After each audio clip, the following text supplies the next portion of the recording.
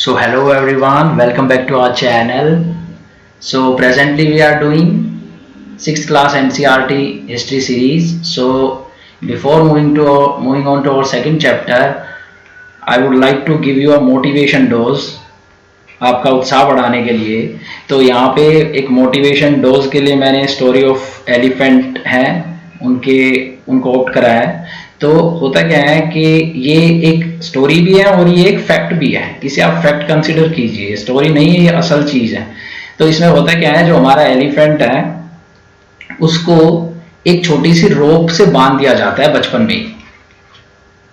तो बचपन में क्योंकि वो वीक होता है तो वो जो छोटी सी रोप होती है उससे वो तोड़ नहीं पाता है और उससे वो खुद को फ्री नहीं कर पाता है। तो फ्री नहीं हो पाता है तो क्या होता है कि जब वो रेगुलर बेसिस पे एवरी डे कोशिश करता है रोप से फ्री होने की, वो हर बार फेल हो जाता है। तो इससे होता क्या है, बचपन से ही उसके दिमाग में हाथी के ये हो जाता है कि भाई इस रस्सी को तो मैं कभी तोड़ नहीं पाऊंगा। तो जब वो बहुत बड़ा हो जाता है, पूरा एडल्ट हो जाता है और जियांट बन जाता है पूरा, तब भी वो इतना डरने लगता है उस रस्सी से कि वो रस्सी को तोड़ नहीं पाता है, क्योंकि वो ट्राई ही नहीं करता है। इसलिए नहीं कि वो रस्सी तोड़ नहीं सकता, बट एलिफेंट जो है नॉट इवन ट्राई नहीं करता, क्योंकि उसके माइंड में घुस चुका है कि नहीं भाई मैं तो ये रस्सी नहीं तोड़ सकता, क्योंकि मेरे में इतनी ताकत नहीं है। इसी तरह से बहुत सारे स्टूडेंट्स के साथ क्या होता है कि वो पहले कभी उन्होंने अच्छे से पढ़ाई की नहीं होती है, तो वो हमेशा एवरेज रहे होते हैं स्कूल में या कॉलेज में भी। तो उन्हें क्या फील होने लगता है कि उनके बीच में एवरेज स्टूडेंट्स और टॉपर स्टूडेंट्स में कोई डिफरेंस है। टॉपर स्टूडेंट्स के पास कोई जादू की चीज है, कुछ मैजिक है उनके पास, ओके, बट ऐसा है नहीं। एवरेज स्टूडेंट और टॉपर स्टूडेंट में सिर्फ इतना डिफरेंस होता है कि टॉपर स्टूडेंट मेहनत करते हैं और एवरेज स्टूडेंट मेहनत नहीं करते। और over the time average student को ये लगने लग जाता है कि वो मेहनत कर ही नहीं सकता है, क्योंकि वो आज तक कर नहीं पाया। बट ये सिर्फ मिथ है। अगर आप चेंज होना चाहते हैं तो चेंज हो सकते हैं। ये सिर्फ एक एग्जाम्पल है एलिफेंट का कि देखिए कितना बड़ा, सबको हंसी आएगी इस बारे में सोचकर भी कि एक छोटी सी रस्सी को एलिफेंट नहीं तोड़ पाता है। उसका रीजन यही है, सर्कस जहां पे होता है वहां पे पिंजरा नहीं होता है एलिफेंट को वो जो है कंट्रोल करने के लिए। एलिफेंट सिर्फ एक रस्सी से ही बंधा रहता है, बस वो भाग नहीं सकता क्योंकि उसके मन में बैठ चुका है। तो इसी तरीके से आप चेंज हो सकते हैं, आप टॉपर्स को हरा सकते हैं अगर आप चेंज होने के लिए रेडी हैं और अपने ये मन का डर आप निकालने के लिए रेडी हैं।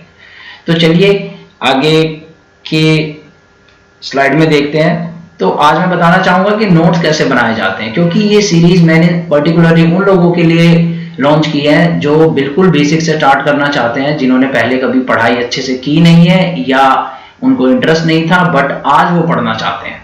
तो नोट्स कैसे बनाए जाते हैं, देखो फ्रेंड्स, यूपीएससी की प्रिपरेशन के बारे में मैं बताऊं अगर, या गवर्नमेंट एग्जाम्स के बारे में, तो आपके पास दो ऑप्शन है, या तो रजिस्टर में नोट्स बना लीजिए या A4 साइज शीट आती है फोटोकॉपी की, A4 शीट आती है, वो लूज शीट्स होती है, उसमें नोट्स बना सकते हैं। अब रजिस्टर में क्या है, इसके एडवांटेज क्या है कि आपको कैरी करने में आसानी है, एक ही रजिस्टर में पूरा सब्जेक्ट है, ओके। बट इसकी प्रॉब्लम क्या है, प्रॉब्लम ये है, प्रॉब्लम रजिस्टर की ये है कि अगर आपको अपडेशन करनी हुई नोट्स में तो क्या होगा, आपने स्पेस इतना छोड़ा नहीं होगा और आपको कंटिन्यूटी नहीं मिलेगी, नो कंटिन्यूटी रहेगी। अगर आपको अपडेशन करनी पड़ी तो कंटिन्यूटी नहीं होगी हमारे स्टडी मटेरियल में। बट A4 शीट में क्या होता है, अगर कुछ चेंज हो गया तो आप दोबारा से एक पेज ले सकते हैं और उसे ऐड कर सकते हैं। सो अपडेशन जो है इजी हो जाता है A4 शीट्स में। तो अब आप खुद समझ लीजिए, जो सब्जेक्ट स्टेटिक रहेंगे उनमें रजिस्टर लगाना बेटर है, और जो करंट अफेयर बेस्ड हैं जिनमें कांस्टेंट अपडेशन होता रहता है उनमें A4 शीट बेटर है। तो हिस्ट्री क्योंकि बेसिकली ज़्यादातर हमारी चेंज नहीं होती है, इतनी डायनामिक नहीं होती है, स्टेटिक सब्जेक्ट है हिस्ट्री, तो इसमें आप क्या कर सकते हैं, इसमें आप रजिस्टर लगा सकते हैं और रजिस्टर में आप ये कीजिएगा कि हर बड़े चैप्टर के बाद एक पेज छोड़ देना, लीव वन पेज। ओके, अब नेक्स्ट वीडियो पे मूव करते हैं। अब ये बातें मैं अब आगे आपको नहीं बताऊंगा, इसमें टाइम वेस्ट नहीं करा करूंगा, तो आज के लिए बस बेयर कीजिए, क्योंकि कुछ बच्चों की डिमांड थी, कुछ लोगों को चाहिए था कि मैं उन्हें बताऊं कैसे नोट्स बनाने हैं। अब 2 ईयर चैलेंज मैं आपके सामने रख रहा हूं। जो बच्चे नए हैं, पढ़ना चाहते हैं और चाहते हैं कि भाई हम आईएएस बनना चाहते हैं लेकिन हमने पहले कभी पढ़ाई नहीं की, अब हमें सिलेबस समझ नहीं आता है और हमें डर लगता है और हमें लगता है कि नहीं, शायद हम इस लायक नहीं है, तो ये सारा कचरा अपने दिमाग से बाहर निकाल दो, चैलेंज लो। चैलेंज ये है कि आप 2023 में आईएएस बन सकते हो, या आपके पास ऑप्शन है कि लाइफ जैसे चल रही है चलती रहे।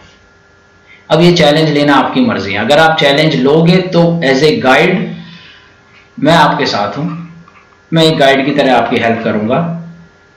मैं हर उस गलत डायरेक्शन से आपको बचाऊंगा, रॉन्ग डायरेक्शन से आपको प्रोटेक्ट करूंगा जहां पे बच्चे कंफ्यूज हो जाते हैं, और सही डायरेक्शन देके आपकी जर्नी को छोटा करूंगा, इजी बनाऊंगा। आईएएस तो आप खुद बनेंगे, लेकिन मैं आपकी जर्नी आसान कर दूंगा और आपके लिए उसमें काफी मदद कर दूंगा। तो नेक्स्ट स्लाइड पे चलते हैं। नेक्स्ट स्लाइड में क्या है कि हमारा प्लान क्या है। हमारी जो फर्स्ट स्टेज है प्रिपरेशन की वो ये है कि हमें पहले 6 to 12 एनसीईआरटीज कवर करनी है। उसके बाद हम इस लायक होंगे कि हम लड़ सकते हैं टॉपर्स से। टॉपर्स से चैलेंज करने के लिए, टॉपर्स से रिवेंज लेने के लिए, एक तरीके से जो आपने पहले कभी पढ़ाई नहीं की, जो बैक बेंचर स्टूडेंट हैं, आपको उनके लायक बनना पड़ेगा। आप फिलहाल उनके लायक भी नहीं है, तो लायक बनेंगे जब आप 6 to 12 क्लास तक एनसीईआरटी सारी कंप्लीट कर लेंगे। तो मैं आपको ये सारी एनसीईआरटीज अगले नेक्स्ट 9 मंथ्स में कवर करा दूंगा, और 9 मंथ्स मैंने यहाँ पे इंटेंशनली लिखा है क्योंकि इसके बाद आपका जन्म होगा, 9 महीने के बच्चे की तरह आपका जन्म होगा, एक नया जन्म होगा, आप एक कंप्लीट नए इंसान होंगे अगर आप ये चैलेंज, अगर ये आप फर्स्ट स्टेज कवर कर लेते हो तो।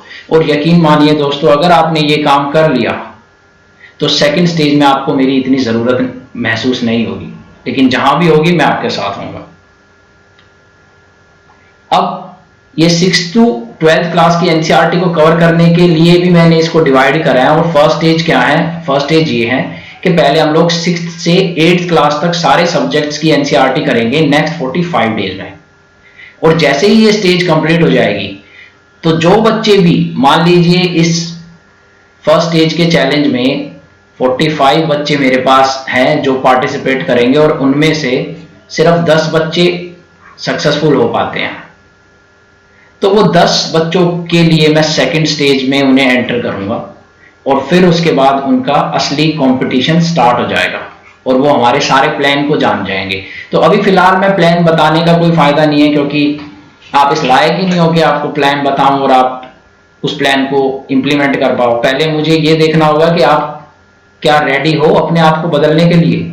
आप में से हर कोई बंदा जीनियस बन सकता है, चैंपियन बन सकता है, आईएएस बन सकता है, लेकिन उसके लिए आपको खुद को बदलने के लिए मुझे शो करना होगा कि आप बदलना चाहते हैं।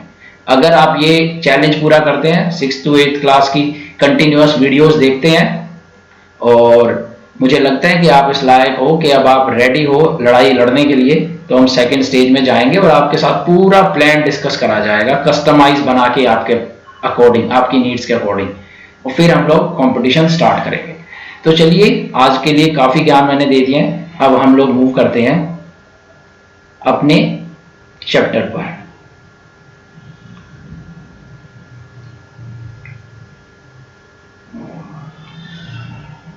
तो ये हमारा सेकंड चैप्टर है। तो इसके अंदर क्या है फ्रेंड्स, इसके अंदर हमें क्या देखना है, बेसिकली ये एक छोटा सा पैराग्राफ है। इसमें क्या है कि जो बच्चा है, ये बच्चा चाह रहा है, ये ट्रेन में ट्रैवल कर रहा है और ये देख रहा है कि बाहर किस तरीके से ट्रेन मूव कर रही है, और ये सोच रहा है कि पहले के टाइम में लोग कैसे मूव करते होंगे। बस इस पैराग्राफ का इतना ही रेलेवेंस है। So the earliest people why were they on the move. तो बात ये है सोचने वाली कि पहले के लोग मूव करते क्यों थे। आजकल तो हम लोग ट्रैवल करते हैं, बहुत सारे रीजंस होते हैं, कोई एग्जाम देने जा रहा है, कोई घूमने जा रहा है। पहले क्यों लोग मूव करते थे? क्या कोई एग्जाम्स थे, कोई घूमने जा रहा था? नहीं, उसके और भी बहुत सारे रीजंस थे। उनके पास इतना टाइम नहीं था कि वो एग्जाम दें और वो घूमने जाए। वहां पे जब उस टाइम पे लैंग्वेज ही डेवलप नहीं हुई थी तो एग्जाम क्या होगा। तो उसके कुछ रीजंस थे। रीजंस ये थे कि एक जगह पे हमेशा खाना नहीं रहता है, खाना खत्म हो जाता है, फर्स्ट रीजन, तो मूव करना पड़ेगा। ये एलिफेंट की जो स्टोरी है मैं आपको सुना चुका हूं। ये अमेरिका 20 मैंने लिखा है कि अमेरिका में 20 ईयर्स एवरेज एज है, तब ज्यादा इंटरेस्ट लेके बच्चे पढ़ना शुरू करते हैं। तो अगर आपने पहले पढ़ाई नहीं की है तो आप कोई बूढ़े नहीं हुए हैं, अभी भी आप पढ़ सकते हैं। उसके बाद सेकंड जो है, सेकंड में क्या होता है, animals move from place to place. एक जगह से दूसरी जगह घूमते हैं एनिमल्स, और एनिमल्स का शिकार करते थे क्योंकि वो मांसाहारी थे पहले के टाइम में। सारी फसलें तो तब उगना शुरू ही नहीं हुई थी, जब वीट और राइस तो आए नहीं थे, तो इसलिए भी वो उनको फॉलो करते थे, तो उन्हें मूव करना पड़ता था। उसके बाद सीजन पे डिपेंड करता है, कुछ प्लांट्स कुछ फ्रूट्स बियर करते हैं जो सीजन के अकॉर्डिंग करते हैं। तो अगर मान लीजिए नॉर्थ इंडिया में सीजन डिफरेंट हो गया है, साउथ इंडिया का सीजन थोड़ा मैरी टाइम क्लाइमेट होता है, समुद्र का उस पर प्रभाव होता है, इतनी गर्मियां नहीं होती हैं, तो वो लोग मूव कर जाते थे। चौथा रीजन है दोस्तों रिवर। अब गंगा जो है और ब्रह्मपुत्र जो है सारे साल उसमें पानी रहता है क्योंकि वो तो ग्लेशियर्स से फॉर्म होती है। और पेरेनियल रिवर्स जो है, जो साउथ इंडिया में है, उनको पेरेनियल बोला जाता है क्योंकि कभी उनमें पानी होता है कभी नहीं होता है, क्योंकि वो मानसून पर डिपेंड होती है। तो अगर यानी साउथ इंडिया में पेरेनियल रिवर है और मानसून चला गया, पानी कम हो गया, तो वो लोग नॉर्थ इंडिया में आ जाते थे। तो ये रीजन था मूव करने का। How do we know about these people? इन लोगों के बारे में हमें कैसे पता है? जैसे कि मैंने पिछली क्लास में बताया था, ये साइंस के लेक्चर्स में भी पढ़ेंगे हम, कार्बन के रेडियो एक्टिव आइसोटोप्स होते हैं। तो ये जैसे है C14 है, कार्बन का ही रेडियो एक्टिव आइसोटोप है। तो इससे क्या होता है कि पता लगाया जा सकता है किसी भी चीज के अंदर जिसके अंदर कार्बन है कि उसकी एज क्या है। जैसे अब प्लांट्स के अंदर कार्बन होता है क्योंकि वो राख बनते हैं, इंसान के अंदर कार्बन होता है वो राख बनते हैं। तो इससे पता लग जाता था कि बोन्स कौन कितने साल पुरानी है, कौन से जानवर की है, ये जो लकड़ी बची हुई है वो कितने साल पुरानी है। अब स्टोन के अंदर भी कार्बन होता है, वो कितने साल पुराना है।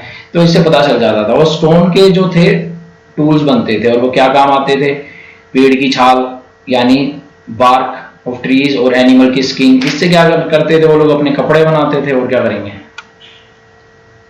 तो ये बेसिकली कुछ टूल्स हैं, ये देखिए आप, ये टूल्स दिखाए गए हैं। इससे प्लांट की रूट को काटते थे और ये जो है स्किन को सी रहे हैं होल करके इसके अंदर कपड़े बनाने के लिए। अब इसके बाद आता है कौन सी जगह रहते थे वो, choosing a place to live. तो ये हमारा आर्कियोलॉजिकल साइट्स है, जो आर्कियोलॉजिकल सर्वे ऑफ इंडिया है, ASI archaeological survey of India, ये सर्वे कराता है और रिसर्च करते हैं डिफरेंट साइट्स पर। तो कुछ उन साइट्स उन जगहों को बोला जाता है जहाँ पे एंशिएंट टाइम के कुछ अवशेष मिल जाते हैं या कुछ एविडेंस मिल जाते हैं हिस्ट्री के। तो उन जगहों को मार्क कर दिया जाता है और उन्हें जो है प्रिजर्व करा जाता है फर्दर रिसर्च के लिए। तो ये कुछ साइट्स हैं, इन साइट्स के बारे में बात करते हैं। ये देखिए, मैं पहले आपको इंडेक्स में बता दूं ये कौन सी साइट्स किस किस जगह की है। मैं थोड़ा इसे छोटा कर रहा हूं ताकि एक जगह पे मैप आ जाए, पूरा मैप कवर हो जाए, आपको दिखे। तो ये देखिए दोस्तों, ये जो छोटा ट्रायंगल है इसमें देखेंगे आप, नहीं मैं थोड़ा बड़ा ही करता हूँ इसे। ये देखिए जो छोटा ट्रायंगल है मैप में, छोटा ट्रायंगल ये पैलियोलिथिक साइट, और स्क्वायर जो है ब्लू ये नियोलिथिक साइट्स, और ये जो ग्रीन सर्कल है ये मेगालिथिक साइट्स, और ये जो स्टार टाइप है पर्पल में ये अर्ली विलेजेस, और ये स्टार जो है येलो कलर का ये मॉडर्न सिटीज जो आज की टाइम में है। तो मॉडर्न सिटीज आज मुंबई है, कोलकाता है। अब आपको लग रहा होगा ये कौन सी साइट्स बता दी सर ने, ये Palaeolithic sites, Neolithic, megalithic. Palaeolithic का मतलब होता है, पैलियो वर्ड का मतलब होता है ग्रीक लैंग्वेज में पुराना, ओल्ड, लिथिक मतलब स्टोन। तो पुराना स्टोन मतलब सबसे पहले की बात कर रहे होंगे हम। तो ये कौन से टाइम में था फ्रेंड्स, ये था 2 मिलियन। मिलियन का मतलब होता है 1 मिलियन का 10 लाख, यानी 20 लाख साल पहले से लेकर 12,000 साल पहले तक। और इसको अगर आप बीसी के टर्म में लिखेंगे ना तो आप इसको लिख सकते हैं 10,000 साल पहले तक, क्योंकि बीसी के बाद कॉमन एरा जो है उसमें 2000 साल हो चुके हैं, तो इसलिए डेट्स का बड़ा सिग्निफिकेंस है, इन्हें याद रखना, एग्जाम में कंफ्यूज मत होना। तो अगर बीसी लिखेंगे तो 10,000 लिखेंगे, ओके, और अदरवाइज 12,000 लिखेंगे। तो यहाँ पे बीसी लिखा है तो मैंने 10,000 लिख रहा हूँ। तो ये हो गया हमारा। उसके बाद जो है ये भी 10,000 है। तो उसके बाद जो है 12,000 से लेकर 10,000 तक मेसोलिथिक एज होती है, और 10,000 के बाद क्या होती है, नियोलिथिक। तो मेसोलिथिक यहाँ पे नहीं दिखाया है, लेकिन मैं आपको बता रहा हूँ। और ये मेगालिथिक जो ग्रीन जो सर्कल है, ये मेगालिथिक जो है ओवरलैप करता है, मतलब उस वो नियोलिथिक में भी पाया जाता है और मेसोलिथिक में भी। अब इनके बारे में ना आगे की क्लास में हम और अच्छी तरीके से डीपर स्टडी करेंगे, यहाँ पे इसकी जरूरत नहीं थी लेकिन फिर भी मैंने आपको बता दिया। तो 12,000 से 10,000 के बीच में जो है मेसोलिथिक, और 10,000 बीसी के बाद से नियोलिथिक। तो अब देखिए इन साइट्स के बारे में बात कर लेते हैं। अब देखिए ये मेगालिथिक जो है ना, ये मेगालिथिक क्या होता है इसका मतलब मैं बताता हूँ। मेगालिथिक का मतलब होता है बड़ा पत्थर, मेगा मतलब बड़ा, लिथिक मतलब पत्थर। तो बड़ा पत्थर क्या होता है कि जब एंशियंट टाइम में, पुराने टाइम में जब बंदे मर जाते थे, तो मरने के बाद जब उन्हें दफनाया जाता था तो उनके आसपास ना बड़े वो लगा दिए जाते थे पत्थर। ये देखिए जैसे बड़े पत्थर लगे हुए हैं, ओके, ये बहुत बड़े बड़े पत्थर लगे हुए हैं। अब इन पत्थरों को मेगालिथ बोलते थे। तो ये पत्थर जो थे पर्टिकुलरली साउथ इंडिया में यूज होते थे। तो वो दो जगह थी, एक तो थी अदिचमेल्लूर, ये वाली ग्रीन सर्कल है जो ये तमिलनाडु में है, और एक ये भी तमिलनाडु में है, ब्रह्मगिरी, ठीक है। तो मेगालिथिक जो थे मेसोलिथिक एरिया में, मेसोलिथिक एज में भी थे और नियोलिथिक एज में भी थे। अब उसके बाद क्या है, पैलियोलिथिक साइट्स देख लेते हैं। सबसे पुरानी साइट्स कहाँ पे थी, तो कुर्नूल केव्स, कुर्नूल डिस्ट्रिक्ट में है आंध्र प्रदेश में आज भी। ये हंसगी है, ये कर्नाटक में है। उसके बाद भिम्बेटका है पैलियोलिथिक, यहाँ पे सुरंगें होती हैं भिम्बेटका केव्स, और उनके अंदर पेंटिंग्स होती हैं, आगे पढ़ेंगे हम। पुराने आदि मानवों ने यहाँ पे पेंटिंग कर रखी थी। ये जो है ब्लू जो हमारा है ये है नियोलिथिक, ठीक है। तो नियोलिथिक यानी 10,000 साल पहले, ये देखिए रेक्टेंगल, ये स्क्वायर में नियोलिथिक। तो मेहरगढ़ ये पाकिस्तान अफगानिस्तान बॉर्डर पे, बुर्ज होम ये कश्मीर में, चिरांड ये जो है बिहार में, कोल्डिवा और ये महागरा ये एमपी में, ये हमारा असम और इधर नॉर्थ ईस्ट में दाऊजी हडिंग। तो ये मैप आपको याद कर लेना है, इसमें से डायरेक्ट क्वेश्चन आ सकते हैं और पूछती हैं यूपीएससी, लेकिन लोग बड़ी बड़ी किताबों में फंसे रह जाते हैं और फिर बाद में पछताते हैं। तो एनसीईआरटी पढ़ना बहुत ज़रूरी है, इसी से क्वेश्चन आते हैं, इसी से पेपर आते हैं। तो भिम्बेटका के बारे में मैंने बता दिया, मध्य प्रदेश में है, के होती थी, नर्मदा वैली के पास है। ये नर्मदा वैली मैंने आपको बताया था, दो पहाड़ों के बीच में, विंध्या और सतपुरा पहाड़ के बीच में नर्मदा वैली है, वहीं पे भिम्बेटका केव है। तो ये बेसिकली एक एग्जाम्पल दे रखा है कि प्रिंटिंग में है क्या, ये हमारा पुराना अर्ली मैन है, आदि मानव, और ये डियर यानी हिरन को कैच कर रहे हैं। तो इस तरीके से ये प्रिंटिंग होते थे, और ये फोटो में दिखाया भी हुआ है कि कैसी हमारे वहाँ पे केव्स हैं। अब आगे मूव करते हैं। साइट्स का मतलब मैंने आपको बताया था पहले ही, वही यहाँ पे डेफिनेशन लिखी हुई है। उसके बाद फाइंडिंग अबाउट फायर। तो फायर कहाँ पे पता चला था, सबसे पहले कुर्नूल केव्स कर्नाटक में, वहाँ पे पता चला कि वहाँ पे राख मिली, और उसकी हमने कार्बन डेटिंग करी C14 को यूज करके, और पता चला हाँ ये पुराने टाइम में आग यहाँ पे जलाई गई थी, और ये जबकि आग है, ठीक है। तो किस लिए यूज करी जाती थी, जानवरों को डराने के लिए, और सुरंग के अंदर यानी केव्स के अंदर लाइट करने के लिए, मीट को पकाने के लिए। नेम्स एंड डेट्स ये मैं आपको बता चुका हूँ। पैलियोलिथिक का मतलब ग्रीक लैंग्वेज में पुराना, ओल्ड, और लिथोस पत्थर। तो 2 मिलियन से लेके 12,000 साल पहले तक पैलियोलिथिक है। और पैलियोलिथिक फर्दर डिवाइडेड है, लोअर, मिडल, अपर, ये सारे हम 11वीं की एनसीईआरटी में करेंगे। बिल्कुल आप चिंता नहीं कीजिए, सारी चीज़ें कवर करी जाएंगी, बस आप मेरे साथ अपना रिदम बनाए रखिए, फोकस बनाए रखिए।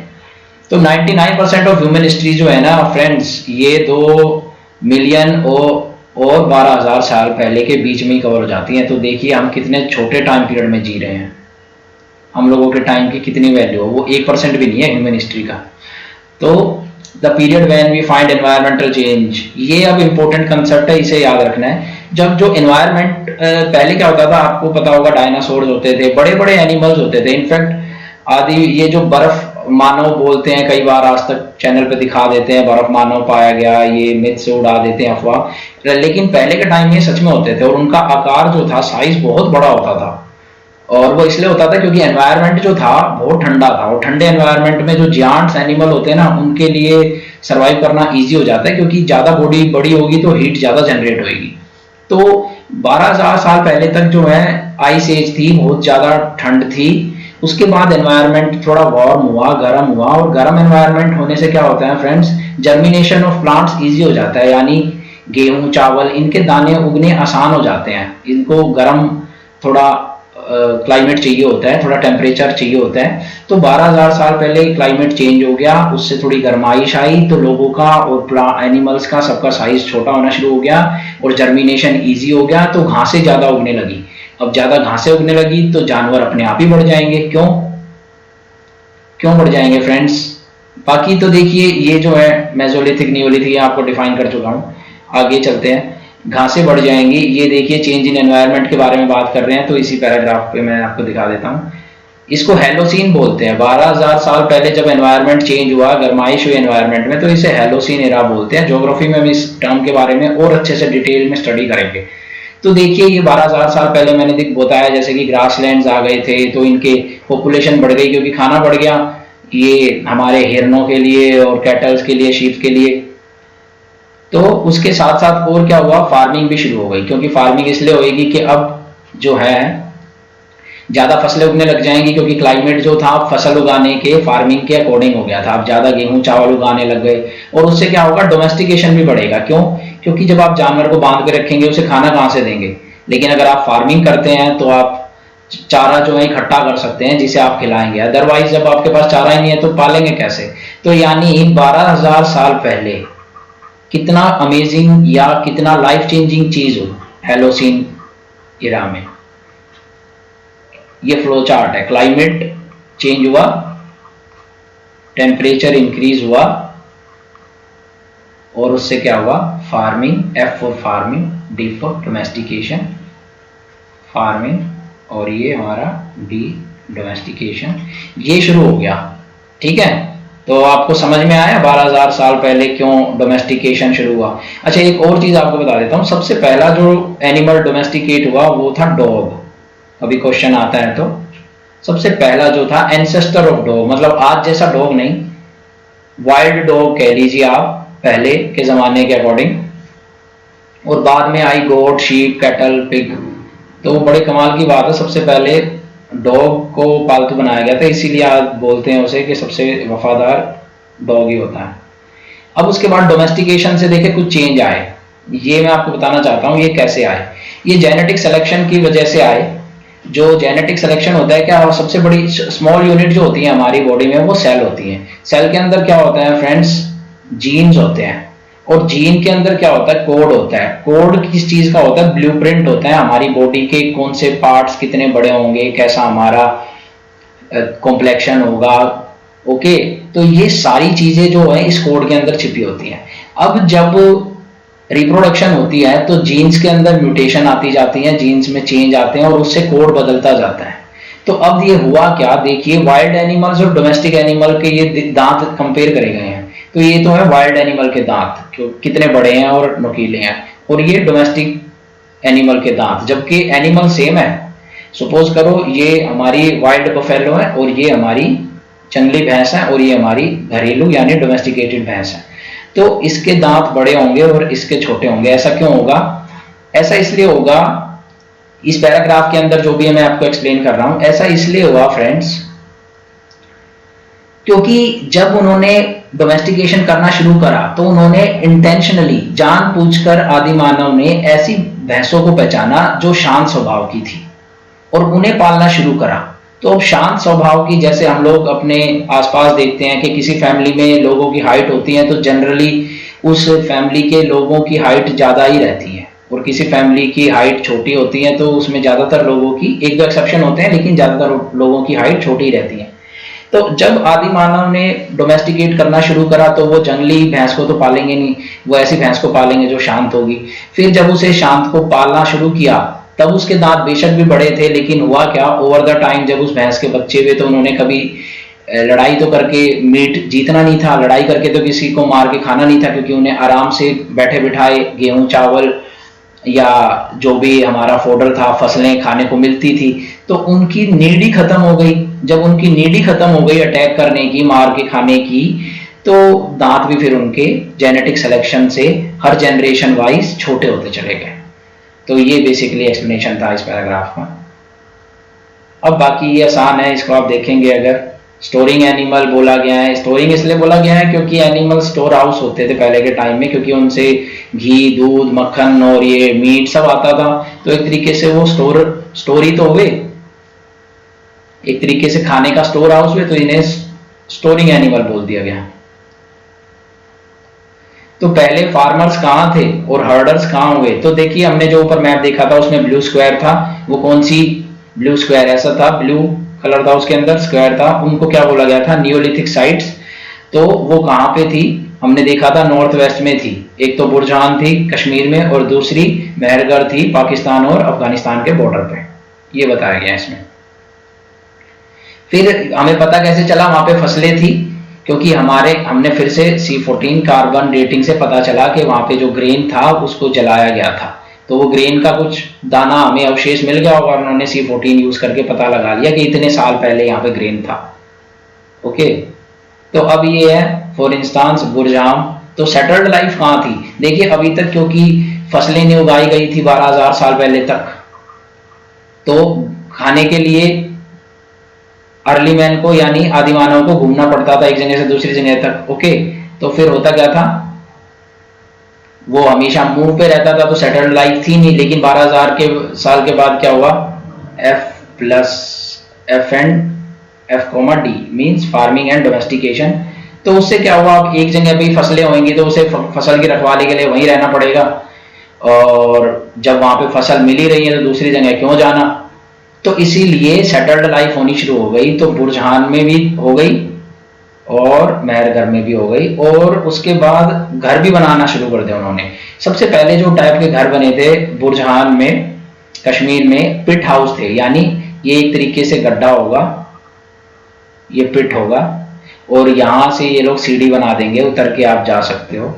ओके, ये सीढ़ी बना दी इन्होंने, और यहाँ पे घर होगा, इसके अंदर आप रहोगे। तो ये बेसिकली इसलिए बनाया जाता था क्योंकि अगर गड्ढा करके आप रहेंगे कश्मीर जैसे एरिया में, तो हीट की जो अर्थ है ना, जो उसकी गर्मी निकलती है दीवारों से, तो उससे आप गर्म फील करेंगे और आपके लिए सरवाइव करना इजी हो जाएगा। तो ये रीजन था पिट की जो हाउस बने सबसे पहले। उसके बाद ये हमारे दिखाए गए हैं स्टोन्स, ये बताया गया है कि जैसे जैसे पॉलिश्ड स्टोन हो गए, जैसे जैसे आगे टाइम बढ़ा, नियोलिथिक एज आई 10,000 साल के बाद, सबसे पहले तो थी पैलियोलिथिक, तो उसके जो स्टोन्स थे वो कम शार्प थे, कम नुकीले थे और कम शेप थी और पॉलिश्ड नहीं थे। लेकिन फिर मेसोलिथिक आए और नियोलिथिक आए, तो नियोलिथिक में 10,000 साल पहले के जो स्टोन्स थे वो ज्यादा बेटर स्टोन्स थे, उनकी कटिंग जो एफिशिएंसी थी, कटिंग कैपेसिटी थी वो बेटर थी, और उनको पॉलिश करा जाता था और नुकीले बनाया जाता था। ऐसे टाइप के जो स्टोन्स है आज भी यूज होते हैं, जिसे हम चक्की कहते हैं, जिसमें गेहूं पीसा जाता है गांव के एरियाज में। तो ये बेसिकली इस पैराग्राफ की नॉलेज है। उसके बाद ये घड़ा है, दिखाया गया है कि जब आपने गेहूं चावल उगा लिए तो उसे स्टोर भी तो करेंगे, तो स्टोर कैसे करेंगे, इस ऐसे टाइप के घड़ों में उन्हें स्टोर करा जाता था। अब है living and dying in Mehrgarh, एक क्लोजर लुक। तो मेहरगढ़ हमने कहाँ देखा था, पाक अफगान बॉर्डर पे। ओके, और ये क्या थी, नियोलिथिक साइट। तो ये क्या था इसके अंदर, यहाँ पे जो घर थे वो इस तरीके से थे, स्क्वायर होता था और उसके अंदर 4 रूम होते थे। ओके, इस टाइप के ये घर होते थे। और ये मेहरगढ़ वाले लोग जो है गेहूं भी उगाना जानते थे और बारले भी उगाना जानते थे। ओके, और यहाँ पे बोलान पास भी है। बोलान पास बेसिकली वो पास है, पास किसे बोला जाता है दोस्तों, जो दो पहाड़ होते हैं उनके बीच में एक स्पेस होता है, इसको पास बोला जाता है। क्योंकि आप पहाड़ पे चढ़ के आएंगे तो आपको कितनी मेहनत करनी पड़ेगी, लेकिन ये प्लेन एरिया होता है, घाटी होती है एक तरीके से, थोड़ा सा स्पेस होता है, तो इसे पास बोल दिया जाता है। ओके, तो पहले के टाइम में जब ग्रीस से लोग आते थे या ईरान से, पर्सिया से आते थे, तो बोलान पास से एंटर करते थे अफगानिस्तान, फिर पाकिस्तान, फिर इंडिया में आते थे। तो ये बोलान पास इसलिए इंपॉर्टेंट है। तो ये बेसिकली इनका घर था और इस टाइप से ये लोग रहते थे। ये बेसिकली दिखाया गया है इसमें कि जब वो मर जाते थे मेहरगढ़ में, तो वहाँ पे आदमी के साथ या औरत के साथ जो भी मरते थे उनके साथ ये भेड़ बकरियां भी दफनाई जाती थी, क्योंकि वो बिलीव करते थे कि अगले जीवन में जाएगा वो मर के तो वहाँ पे क्या खाना खाएगा, इसलिए उनको भेड़ बकरियां साथ दबा दी जाती थी ताकि वो उनके साथ रह सके। तो अब ये तो हो गई इंडिया की बात, तो बाकी दुनिया में क्या हो रहा था न्यूलिथिक एज में। तो ये देखा गया है कि वो सॉरी पैलियोलिथिक एज में तो देखा गया है कि 20,000 साल से 10,000 साल के बीच में कुछ पेंटिंग्स बनाई गई थी, वो फ्रांस में पाई गई और उनको कुछ स्कूल स्टूडेंट्स ने ढूंढा था। ओके, तो ये पेंटिंग थी बेसिकली, और उसके लिए उन्होंने आयरन और यूज करा था, कलर डालने के लिए चारकोल यूज करा था, और ओकरे गेरवा को बोलते हैं। आज भी हम उससे स्वास्तिक का निशान बनाते हैं रेड कलर का जब भी हमारे तीज त्योहार होते हैं। तो इस तरीके से इसमें कलर यूज करा गया था। फिर है नियोलिथिक साइट, क्योंकि वो पहले जो बताई है 10,000 साल पहले नियोलिथिक शुरू हुई है। ये पहले जो फ्रांस की पेंटिंग है ये तो पैलियोलिथिक की एज के बीच में, क्योंकि 20,000 से 10,000 के बीच में पैलियोलिथिक और मेसोलिथिक आता है। तो अब नियोलिथिक साइट जो पहली जो फेमस साइट है काफी, वो है टर्की के अंदर, और उसको कैटल हुयुक बोलते हैं। ओके, तो कैटल हुयुक में क्या क्या चीजें पाई गई हैं, कोरीज पाई गई हैं और शेल्स पाए गए हैं जो समुद्र, क्योंकि ये जो है हमारा टर्की चारों तरफ से समुद्र से घिरा हुआ है, मेडिटेरियन से, फिर उधर से रेड सी है, फिर ब्लैक सी है, काफी सारे सी ऑफ मरमरा है, तो चारों तरफ इसके सी है। तो वहां पे काफी कोरीज और शेल्स जो समुद्र से आती हैं, फ्लिंट एक तरीके का सेडिमेंट्री रॉक होता है, वो पाए जाते थे। ओके, वो पाए गए हैं। तो ये कीवर्ड्स हैं, इसके बारे में आप रीड कर लेना, सारे इंपॉर्टेंट है, ये मैंने करा दिए हैं। ये सारे के सारे ये रिकॉल करना है आपको, ये रिकॉल करना है, इसके ब्लैंक्स भरने हैं, आपका ये होमवर्क है। और उसके बाद ये काफ़ी इंपॉर्टेंट है, ये स्टार मैंने लगाया, ये इंपॉर्टेंट डेट्स है, यहाँ से क्वेश्चन आ जाता है, तो इन्हें ज़रूर देख लेना। बिगिनिंग ऑफ डोमेस्टिकेशन ये सारी हमने बात करी है, और ये बिगिनिंग ऑफ नियोलिथिक 10,000 साल पहले। ओके, तो ये सब कुछ कवर कर लिया हमने। तो काफ़ी लंबी क्लास हो गई है, and from next class onward मैं बिल्कुल भी आपको कोई ज्ञान नहीं दूंगा। आई नो आपके टाइम की कितनी कीमत है, वैल्यू और टाइम, बट एक बार ज्ञान देना ज़रूरी था, अब आपको फॉलो करना है उसे। If you really desire to be something in life और you want to change yourself in the life. So for the time being इतना ही, मिलते हैं नेक्स्ट लेक्चर में, तब तक के लिए bye bye, take care, and please like and share this video so that maximum people can benefit from such free videos, some motivational videos. So please like and subscribe, stay tuned, and हमें फिर से मिलेंगे next video में जल्द ही। Bye bye, take care, all the best.